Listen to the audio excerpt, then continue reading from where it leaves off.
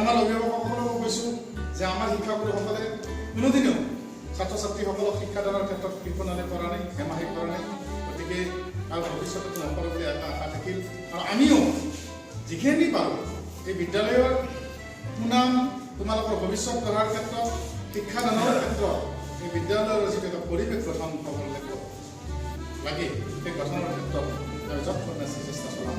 যেতিয়া তোমালোকে সময়ৰ সৎ ব্যৱহাৰ কৰিবা, এতিয়াৰ পৰাই যদি তোমালোকে যদি প্ৰত্যেকখন ছাবজেক্ট যদি ভাল ধৰণে যদি পঢ়ি মানে ৰুটিন সহকাৰে যদি পঢ়ি যাব পাৰা, তেতিয়াহ'লে সময়ত তোমালোকে ৰিভাইজ কৰিব। কাৰণ মই এইবিলাক ক্ষেত্ৰত আগৰে পৰাই আগ্ৰহী আছিলোঁ। যেতিয়া মই চাকৰি কৰা নাছিলোঁ তেতিয়াও মই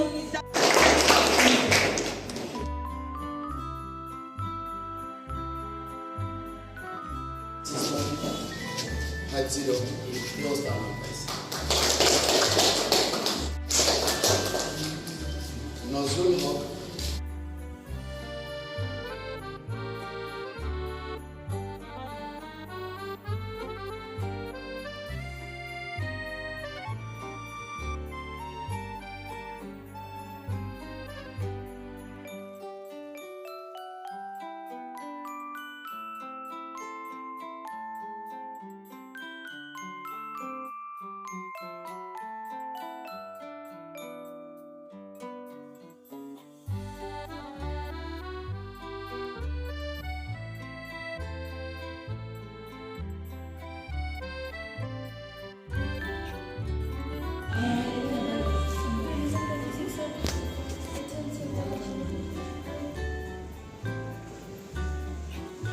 পাৰ্সেন্টেজ পালা কি কথা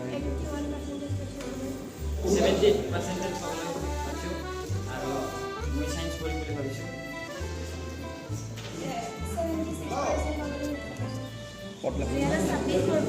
এছএলচি পৰীক্ষাত 73% উত্তীৰ্ণ হ'বলৈ সক্ষম হৈছোঁ। মই অসমীয়া মেজৰ লৈছোঁ। 61% পাবলৈ সক্ষম হৈছোঁ আৰু মোৰ হেডগিয়াৰত লেটাৰ আছিল।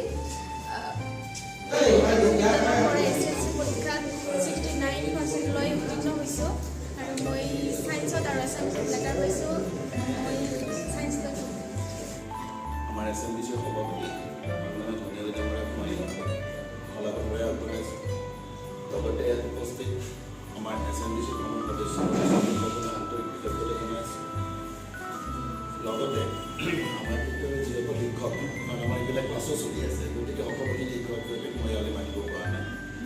কাৰণ আমাৰ হাইস্কুলৰ ছেকশ্যনৰ ক্লাছ চলি আছে। যিখিনি উপস্থিত আছিল তাতে লগত জনাইছোঁ। উপস্থিত আমি